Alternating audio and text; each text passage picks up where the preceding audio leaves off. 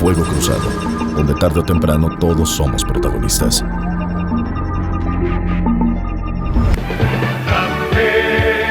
Adelante Atlante, galopando al frente va, con fuerza y con valor, dispuestos a ganar. Muchísimas gracias por estar con nosotros en MXN Televisión, en este su programa Fuego Cruzado, que hoy, bueno, pues nos engalanamos con tener aquí a una persona que ha estado en el mundo de las patadas. Y eso, pues en este tiempo es importante para que nos digan cómo anotar algo que nos pueda ser útil en un presente tan difícil como el que estamos enfrentando. Pero además de eso es un empresario, un gran empresario mexicano, alguien que ha estado impulsando el deporte, que ha calzado a muchos exitosos futbolistas, que sus balones han estado presentes en todas las ligas en nuestro país. Usted sabe de quién estoy hablando, seguramente. José Antonio García Rodríguez. ¿Cómo estás? Qué gusto, Lilia, de tenerte aquí. Muchas gracias por la oportunidad de poderte ver y de poder hablar de algo que me apasiona, ¿no? Como es Garcís, que para mí es un orgullo nacional. Y como bien decías, este hombre vive de la patada.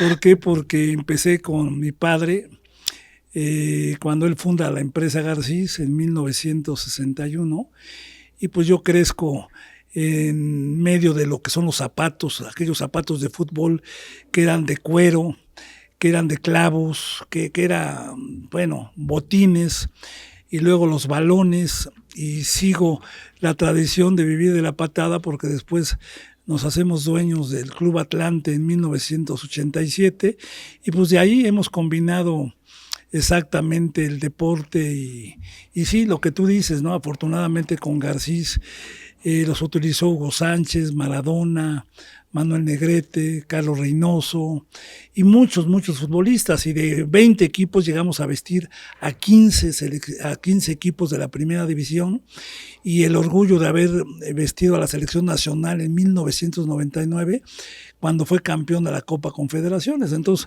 es una marca con historia.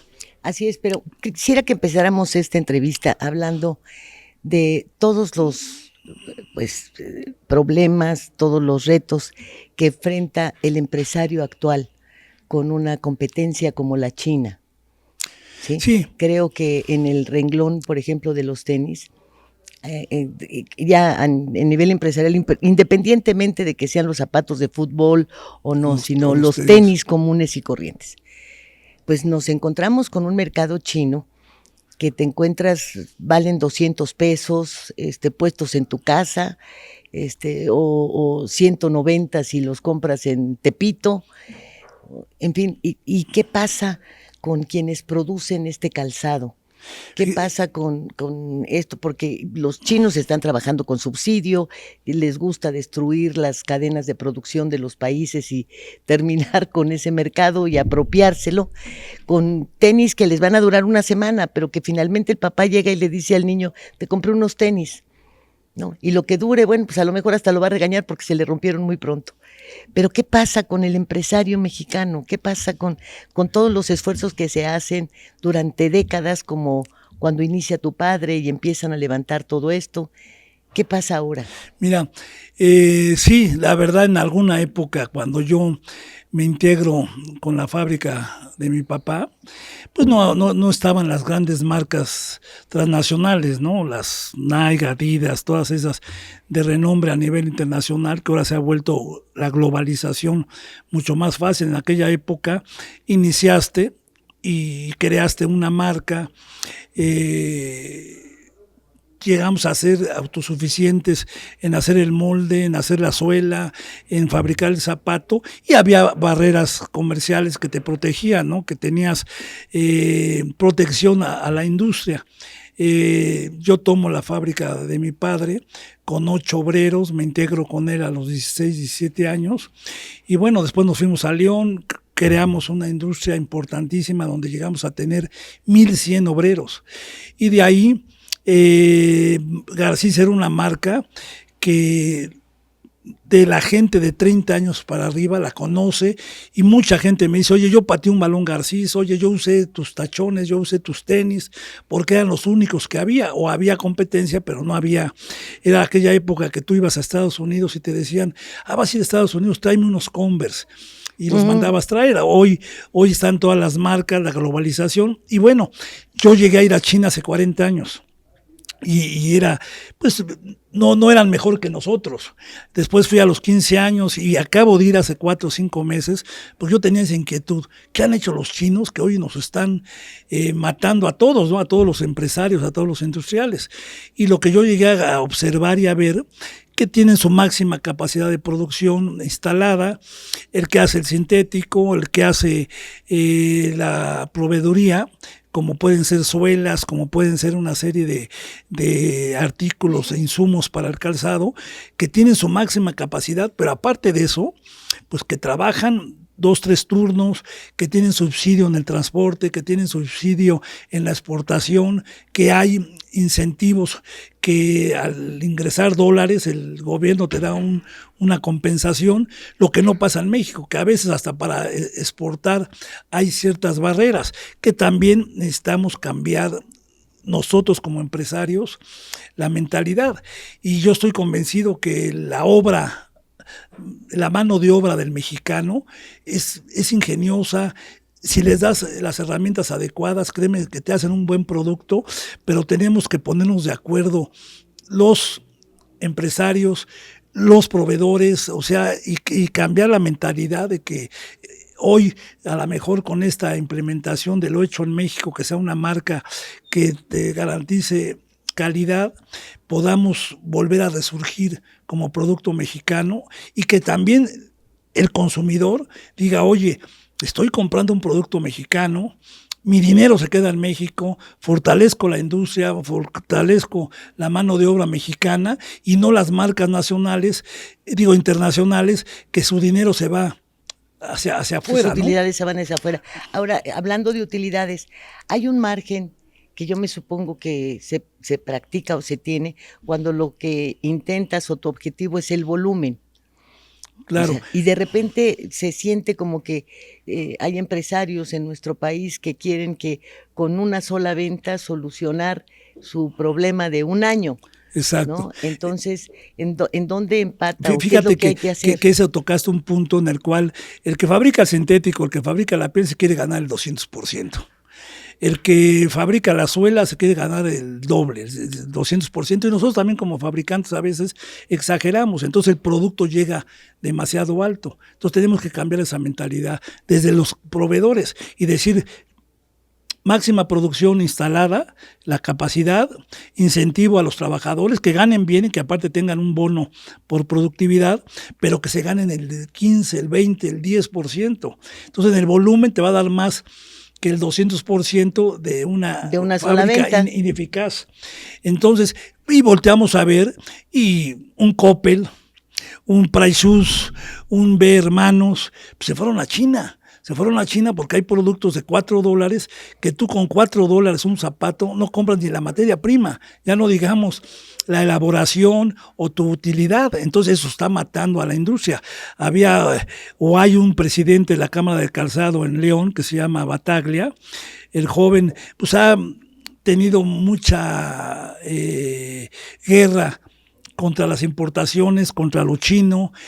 Todos somos integrantes, a lo mejor podemos hacer una fusión de decir, oye, traigo el corte y lo ensamblo, pero ya es hecho en México. O sea, te tienes que a lo mejor fortalecer, hacer una fusión. La cadena de producción, José Antonio, porque era desde en el rastro para quitar la piel del cerdo, de la res, que bueno, estaba la curtiduría, ¿no? Claro.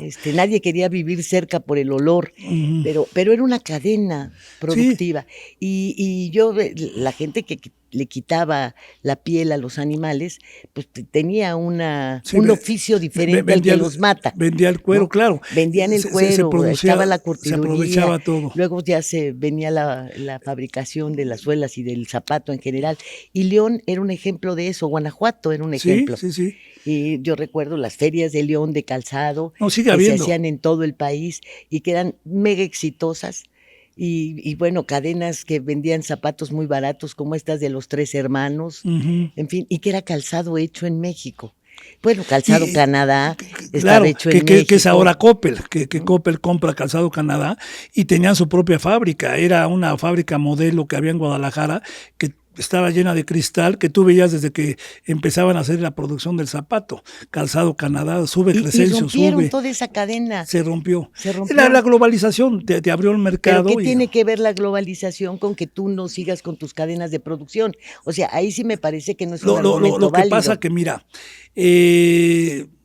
hay que meter en mercadotecnia, hay que meterle calidad y hay que hacer conciencia con el consumidor, que consuma lo que el país produce, ¿no? O sea, realmente, por decirte... ¿Te acuerdas del mercado de calzado que había aquí por Tepito? Que era, la Lagunilla. no en la Lagunilla, en Tepito, era una manzana prácticamente. Y hacían zapatos de todo tipo, inclusive si tú llegabas y querías un modelo, te lo fabricaban. Te lo hacían a la medida. Etcétera. Hoy es un mercado chino.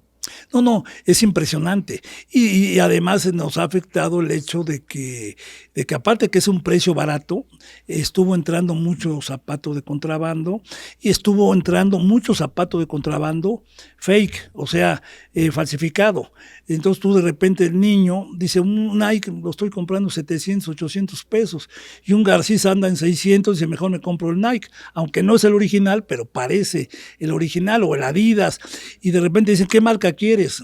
Y hay fabricantes que se han dedicado a la falsificación. Entonces todo eso te afecta porque te gana el mercado y el mercado formal, que no te va a comprar producto falsificado, pero se fue a China a comprar y ya hablas de Suburbia, y hablas de Price Shoes, y hablas de Coppel, y el fabricante mexicano.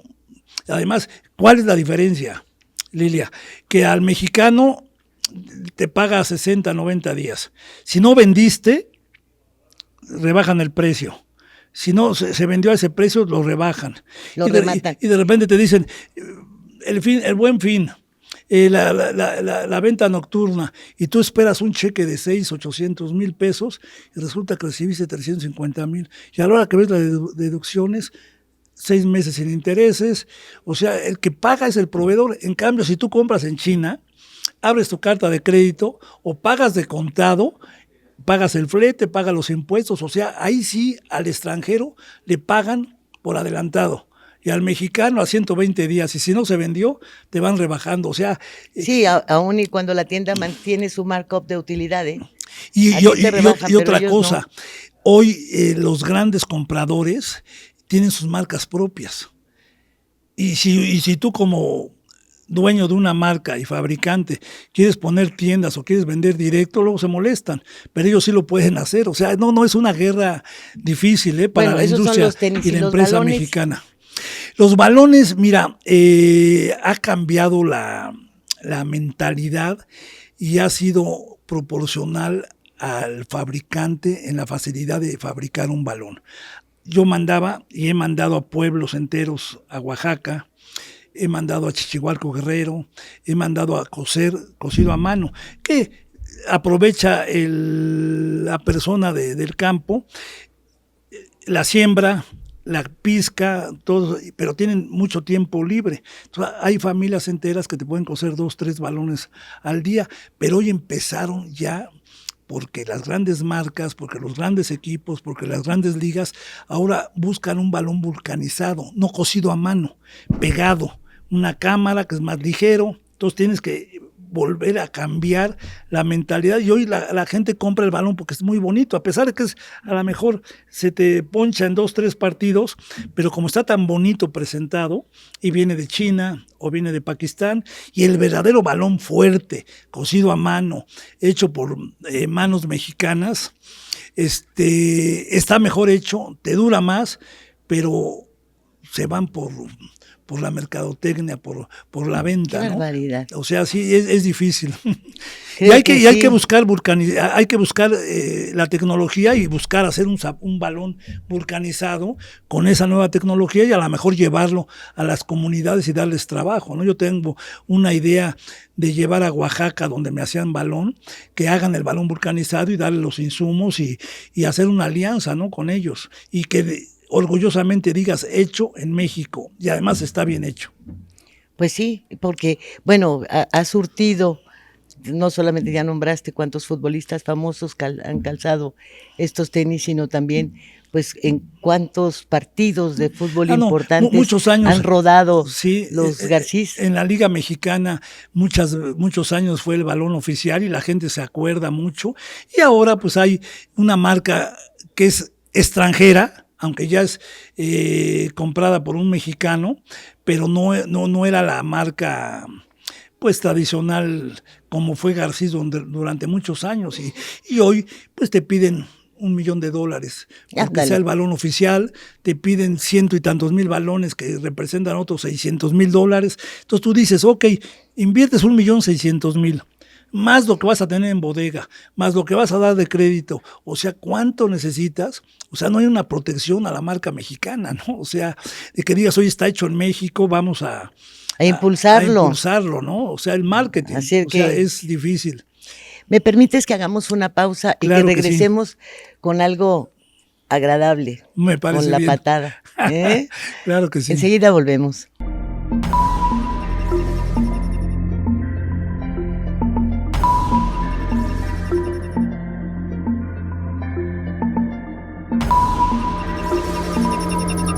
Fuego Cruzado, donde tarde o temprano todos somos protagonistas. Las cosas que queremos, los proyectos que empiezan, las ilusiones concretadas necesitan una asesoría legal y una base concreta. Notaría 64. Respaldamos tus actos legalmente.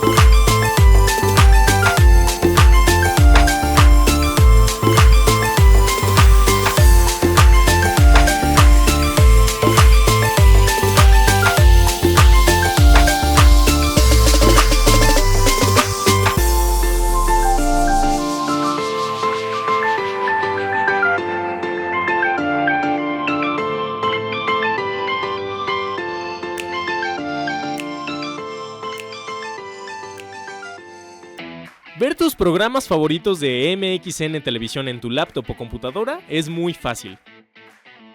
En tu navegador de internet abre YouTube, en el icono de buscar escribe MXN Televisión. Da clic en el círculo blanco en nuestro logo. No olvides darle seguir. Te abrirá nuestro canal principal donde podrás encontrar todos los programas y cápsulas que hemos subido, desde tu programa de Estado de los Estados, Fuego Cruzado, Atrévete a leer, Reporte 10 y varias listas de reproducciones con los temas que más te gustan. Ahora, a disfrutar de tus programas favoritos.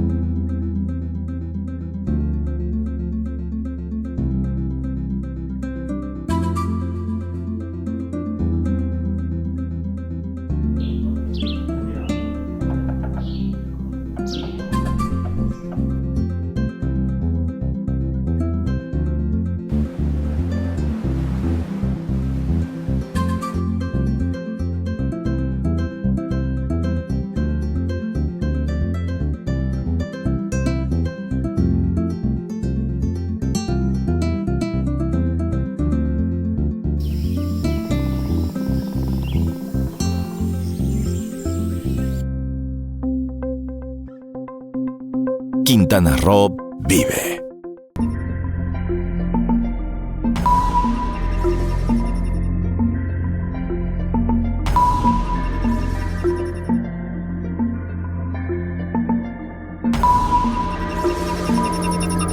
Fuego Cruzado, donde tarde o temprano todos somos protagonistas.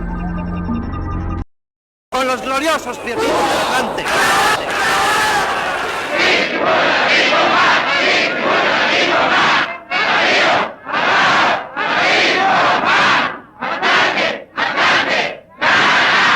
Muchas gracias por continuar con nosotros.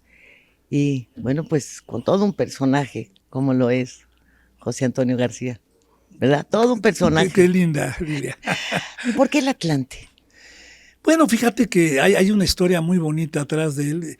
Yo vivía engañado, le iba a los Pumas. Bueno, es una gran institución, la universidad, un equipo que fue de los primeros que usó la ropa Garcís, que tengo alguna anécdota muy bonita con los Pumas, con su historia. Pero después yo tenía una muy buena amistad con los hijos de don Ramón Aguirre. Nos vivíamos teníamos una casa en Cuernavaca. Ramón Aguirre, el que fue jefe de gobierno, regente de la Ciudad de Sí, México, un gran del amigo. Distrito Federal. Del Distrito Federal en aquel entonces. Un gran amigo. Guanajuatense. Al cual le tengo mucho cariño, mucha estima, y afortunadamente vive ahora creo que en Celaya, en Guanajuato, que él es de Sí, Guanajuato. él es de Torres Mochas. De Felipe Torres Mochas. Y bueno, pues es una historia muy bonita, porque un día me dicen, oye, el Atlante lo van a vender.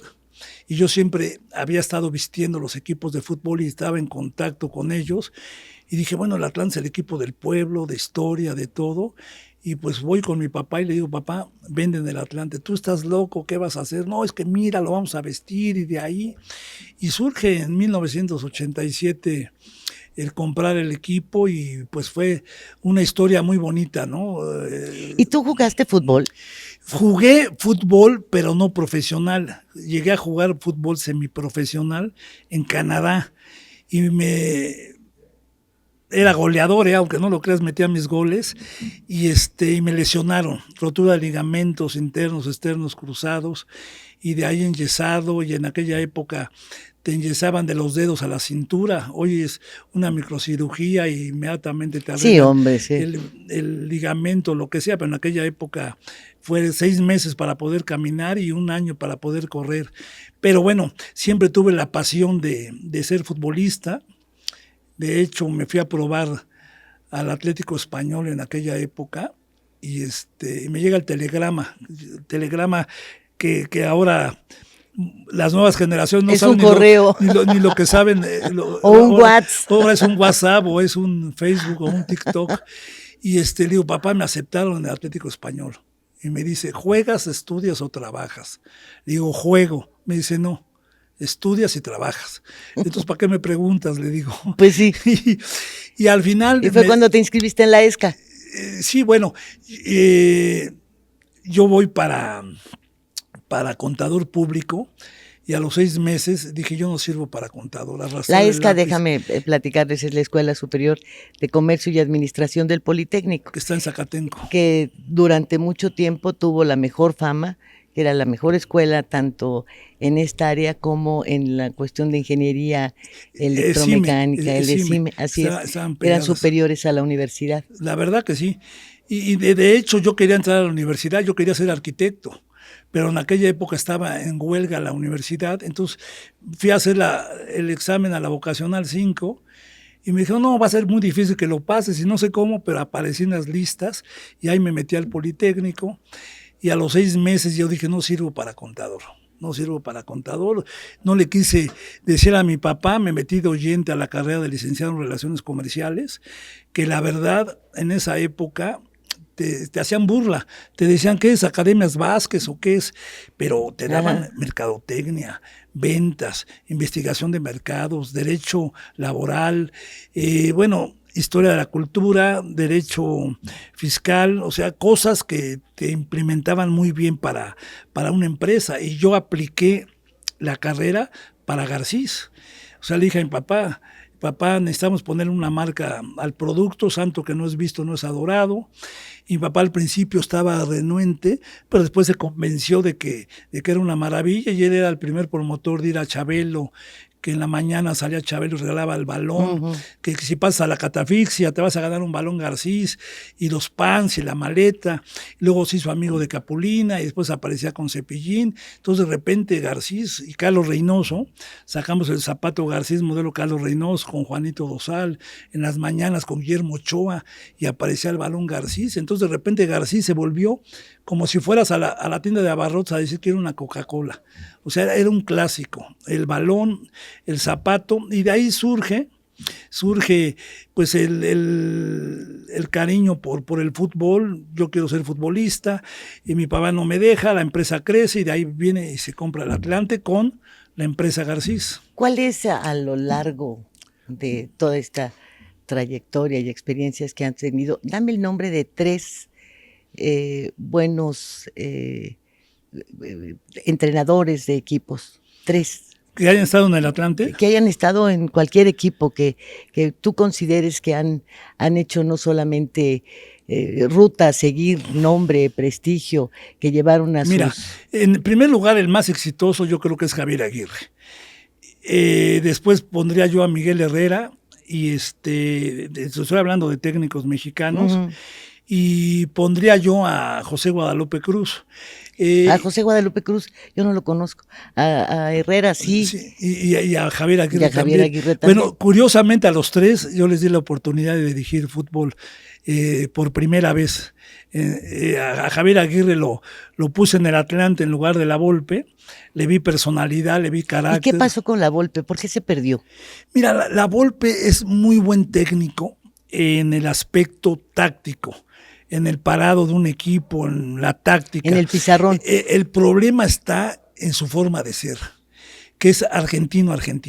Pues yo tengo muchos amigos argentinos que son tipazos, Federico Vilar y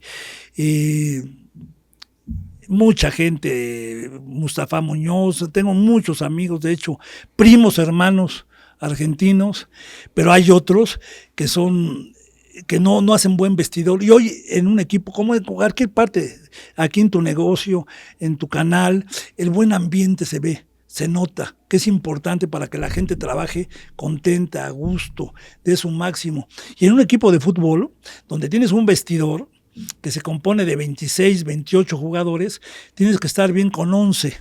Con 5 o 6 que mandas a la banca y los otros los mandas a la tribuna. Entonces tienes que ser justo, tiene que haber un buen ambiente de trabajo, y él lo que no tuvo fue esa virtud de ser esa sensibilidad, un buen ambiente, porque al final de cuentas ya el futbolista no es aquel ignorante, ya es un cuate estudiado, preparado, independientemente de si tiene carrera o no. Pues las redes sociales, hoy hay tanta difusión de muchas cosas que ha cambiado. Entonces la Volpe yo lo tendría para un día en la táctica, pero de lo demás ya se ha vuelto analista deportivo, que ve bien el fútbol, que lo comenta, pero ese fue el problema de la Volpe, ¿no? Que no fue completo en el aspecto que es muy importante hoy, el ambiente de trabajo, ¿no? El buen vestidor, el buen ambiente en tu compañía, ¿no? Para que la gente te rinda. ¿Y el caso del Piojo Herrera? Mira, el Piojo Herrera, Miguelito Herrera, es un ganador, es exitoso, es un apasionado, que vive el fútbol, que a veces hay que dosificarlo. Entonces tiene que haber una persona que esté al lado de él, de decirle, oye, yo me acuerdo la primera vez que le doy la oportunidad, me acuerdo que Alejandro Burillo Azcárraga me dice, estás loco, este cuate no tiene personalidad. Le digo, dame 3 partidos, y a Cuchonal también los tuve que convencer porque se había identificado Miguel Herrera como bronco, bravo, pero ve muy bien el fútbol, tiene muy buen vestidor, se lleva muy bien con los jugadores. El problema está en que hay que dosificarlo, hay que coacharlo. Por decirte, el primer día que sale con una greña y con una playera, con una marcota acá, Armani. Le digo, no, mi querido Miguelito, te tienes que poner a dieta, te tienes que cortar el pelo, y estos son los 3 trajes que te tienes que poner. Este color beige, este color gris, este azul marino, con esta corbata, y salió. Le digo, para hacer hay que parecer. Y él, dócil, es una gente muy noble, buen hijo, buen padre, buen amigo. Y buen jugador, ¿eh? Y fue jugador. Porque fíjate que cuando estuvieron en Cancún, él iba mucho al Casino Palace. Ajá. Y ¿Era entonces tu compañero jugaba... de mesa? No. Ahí se gastaba las primas. No, y las hermanas, y las cuñadas. No. Jugábamos bingo, Ajá. y entonces él jugaba el precio máximo de cada cartón, 40 pesos, ¿sí? O sea, te costaba 120 pesos dar tu primera tirada, tampoco es tan claro. barato. Sin embargo, él jugaba con un solo cartón, ¿sí? Entonces no le importaba estarse 6 horas jugando con un solo cartón hasta que le pegaba un bingo de 45,000. Ok, Sí. y le pegaba. Sí, le pegaba frecuentemente, porque lo que necesitaba era paciencia. Claro. Y es realmente de alabarse alguien que solo juega con un cartón, aunque la mentalidad es correcta, porque solamente un cartón va a salir premiado de los 4 que estás jugando. Ok. Entonces, bueno, pues doble suerte si le das. Tenía buena táctica. Pero ahí va Herrera. No, tipazo. Un tipazo. Gran ser humano. Muy sencillo, además. Y hoy está de director técnico de Costa Rica. De hecho, hoy juega a Costa Rica y va a jugar contra México el domingo. Entonces, yo le tengo mucho cariño, conozco a su mamá, a su familia, y bueno, es una gente que además es una gente agradecida, que siempre me menciona y siempre dice que gracias a mí está en el fútbol, que soy su padre futbolístico, no biológico. Entonces hay una gran amistad. Y Javier Aguirre, pues hoy técnico de la selección nacional, que es lo mejor que le pudo haber pasado a la selección mexicana, con mucha personalidad, con mucho carácter. Y José Guadalupe Cruz, es del que te digo que yo nunca que fue escuché. campeón con el Atlante en el 2007 en Cancún. Lo que pasa que él era el director técnico cuando fue el campeón ganaron a los el campeonato. Pumas, sí, en 2007. Lo que pasa que a lo mejor no tiene buen promotor, porque a veces el promotor hoy en día se hace dueño del equipo, no pone al técnico, mete a los jugadores y hace el negocio con algunos directivos. Y dime 3 ¿no? jugadores de los menos buenos. Manuel Negrete. Sí, sin duda. Carlos Reynoso. Bueno. De los del fútbol mexicano. Del fútbol mexicano. Y Carlos Reynoso es argentino, ¿no? No, es chileno. Chileno. Que también es un gran amigo, que hoy también está de comentarista y de analítico. Gran ser humano. Y bueno, cuando sacamos el zapato Garcís modelo Carlos Reynoso, de lo que más se vendió, y el Manuel Negrete también se vendió. En cambio, por decirte, el Diego Maradona no se vendió tanto, y otras marcas no se vendieron igual que como se pudo. Caviño no se vendió, que era goleador. O sea, a veces se requiere el carisma de un ídolo, de una gente querida por la afición. Entonces, esos son como y un Raúl Jiménez, que es una gente que hay que destacar porque tuvo una fractura de cráneo jugando en Inglaterra, y la gente pensaba que se podía haber muerto, que no iba a poder llegar a jugar otra vez fútbol, y hoy está siendo el jugador importante, esencial de la selección mexicana, que ahí te habla lo que es la perseverancia, la constancia, la mentalidad, y este hombre para mí ahorita es el mejor jugador del fútbol mexicano, Raúl Jiménez, que salió del América y se fue al Atlético de Madrid y anduvo en varios equipos, y hoy está jugando en Inglaterra y está en la selección mexicana, y para mí es de los mejores jugadores. Y Hugo Sánchez, pues también, ¿no? Fue un gran goleador del Real Madrid en su época, 5 veces campeón de goleo, Pentapichichi, que será difícil que podamos ver un mexicano otra vez hacer esa hazaña. ¿Y a qué atribuyes tú que no se tenga ya el mismo impulso con los niños, con los adolescentes? Porque en las primarias a las que fuimos tú y yo, que si eran oficiales, públicas o privadas, en mi caso fueron de las 2, los 3 primeros años en una privada y los 3 últimos en la pública, teníamos canchas deportivas. Hoy no vemos canchas en las escuelas. Sí, es increíble. No sé si desde entonces se impulsaba el deporte, porque además las canchas se utilizaban para fútbol, pero también se acomodaban para jugar voleibol, Claro, las las acomodaban, adaptabas. así es, estaban las canastas para que Para fueran que también jugara de básquet. básquetbol. Entonces, una sola cancha tenía 3, 4 aprovechamientos, pero hoy no hay canchas. Fíjate que yo siempre estudié en escuela pública, siempre. Las escuelas Privada, ya públicas teníamos canchas. Mis hermanos menores tuvieron la fortuna de ir a la privada, pero fortuna, para mí no me arrepiento, siempre fue escuela privada y efectivamente yo el día que era día de deportes, que ibas de blanco, no dormía de la emoción de saber que iba a jugar fútbol y efectivamente había la cancha de fútbol, había la cancha de voleibol, la adaptabas y promovías. Hoy ha cambiado la estructura porque hoy los equipos tienen una estructura, tienen las escuelas de fútbol, tienen las canchas, pero sí se debe de promover mucho más el deporte en los niños, ¿no? O sea, Bueno, es que jugabas coladeritas en la calle. claro, Sí, la portería era la coladera y jugabas en la calle, pasaban los carros y le hacías hasta de torero. Me tocó a mí jugar en la calle, que mi papá se molestaba porque habían atropellado a 2 o 3 gentes, pero era clásico de que jugabas la coladerita con aquella pelota chiquita, redonda, pero sí ha cambiado. Jugabas béisbol también en la calle, andabas en el patín del diablo, Sí. pero había seguridad. El yo-yo, jugabas el Trompo. avión, el trompo, las canicas, qué maravilla, ¿no? Bueno, pero el avión era un deporte. Claro, sí, porque brincabas y te abrías Claro. los pies. Y ahora pues todo es Nintendo y, Bueno, y televisión, el ¿no? deporte lo enseñan en las escuelas, pero enseñan las reglas para jugar, no enseñan el Sí, deporte no, bueno, físico. y ahora, como dicen que ya van a eliminar matemáticas y una serie de materias, porque ahora ya te lo da la calculadora, ¿no? Éramos análogos, ahora somos digitales, entonces tenemos que adaptarnos. Cambia la vida. ¿Cómo cambia la vida? Sí, no. Y en el mundo de la patada, si hicieras un resumen, ¿te han pateado mucho? Mira, hice muchos amigos y como todo en la vida, ¿no? Tienes gente leal y gente que se ha aprovechado y que te ha traicionado, ¿no? Que has vivido de traiciones de gente que confiaste en ellos y que al final te han dejado fuera.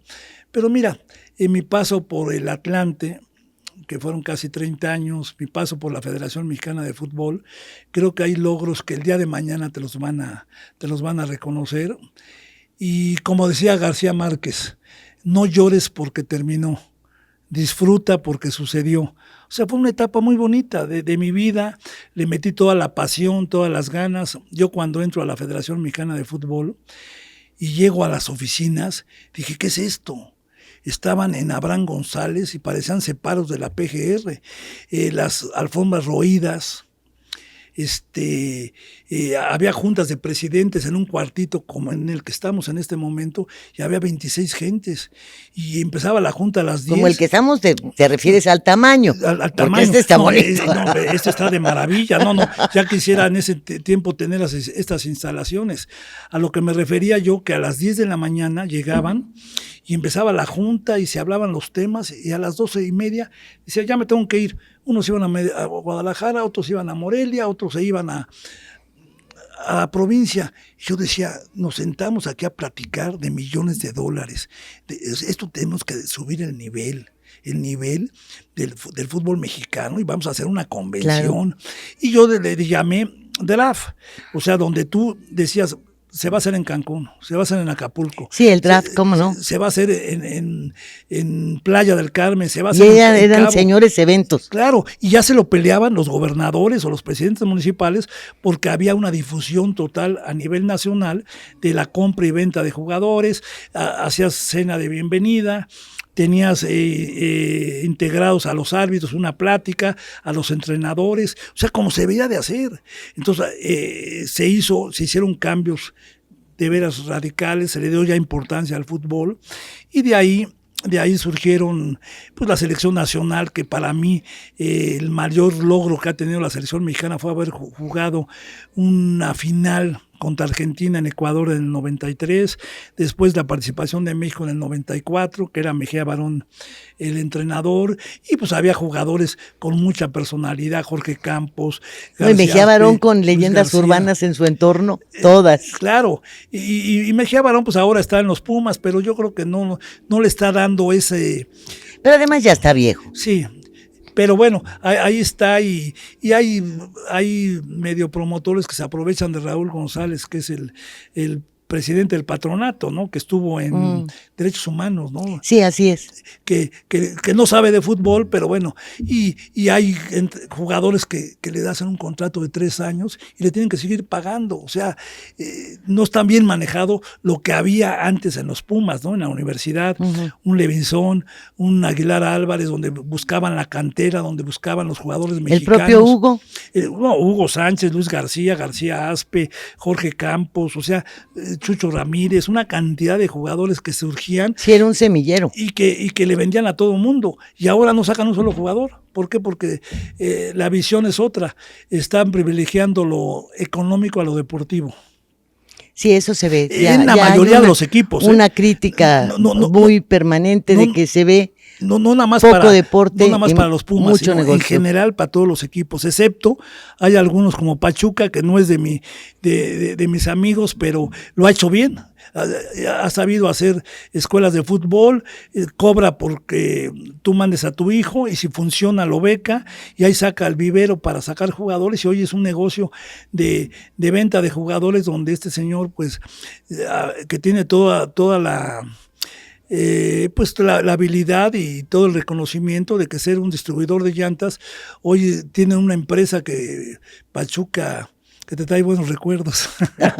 Claro que sí. Debe de valer, hoy está por subir el Oviedo a Primera División, tienen a León, tienen al Pachuca, tienen un equipo en Sudamérica, pues este señor, su empresa no debe de valer menos de $1,000 millones. Fíjate nada más. Y de parchear llantas. Exactamente. Que tiene todo. El único problema es que pues no honra su palabra, pero bueno, le ha ido muy bien y así es la vida, ¿no? Él dice...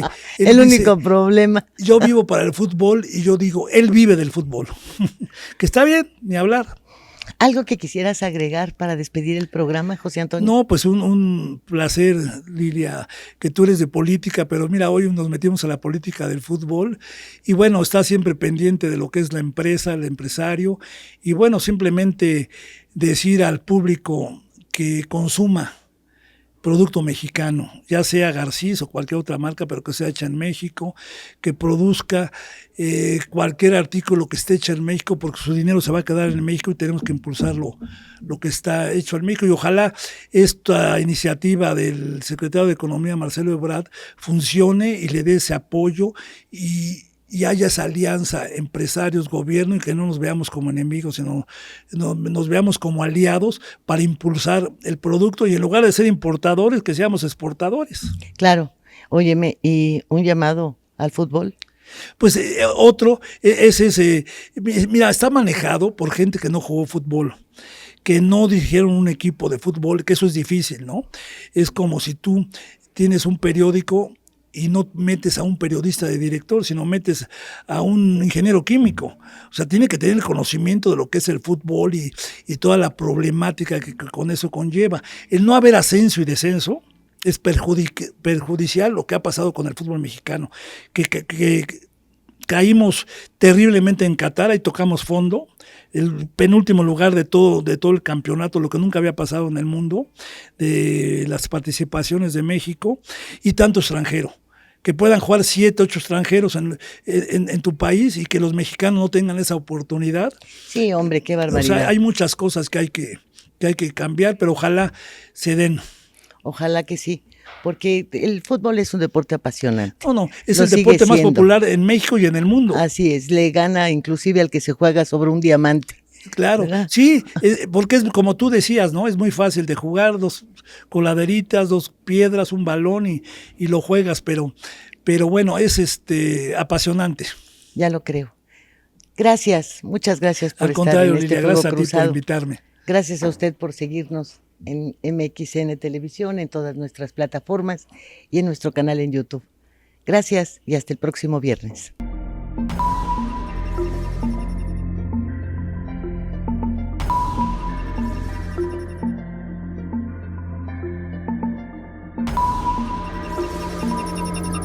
Fuego Cruzado, donde tarde o temprano todos somos protagonistas.